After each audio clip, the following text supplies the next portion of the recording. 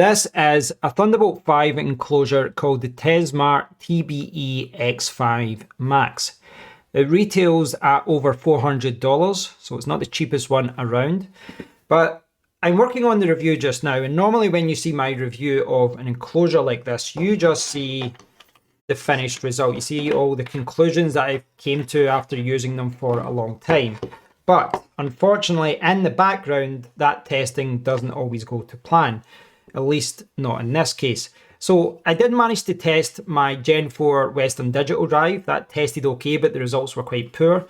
But the Samsung 9100 Pro that I tested didn't work, and the Sabrent drive, which I've got in here, didn't work as well. So my guess is that either it's broke or there is an issue with overheating. Now, to their credit, when I reported that to TESmart, they offered to send out a new unit right away. But I want to test this to make sure it's just not an overheating issue. Now, one of the issues, or two of the issues, are here. And one of the issues here is this backplate. If you look at other Thunderbolt enclosures, they've all got, big aluminium shells, aluminium casing, which means that you've got somewhere for the thermal pads to connect to and then dissipate the heat. And you see that design with all of them, even with this one, which has an internal fan. And these ones have an internal fan as well. But it's not just that. The other issue is the thermal pad. Because so far I've used the thermal pad which they provided, and I think that could be a problem as well. So there are two factors here. One of the factors being, just look at that. Look how thin that is. What's that going to do? We need a big aluminium shell.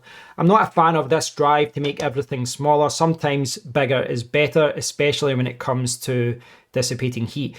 But the other problem here is that this came with two 0.5mm thermal pads. And I think that's a problem because I don't think it's really doing enough to cool down SSDs. This is a Gen 4 SSD and it's not even switching on. And we're not looking at Gen 5 SSDs.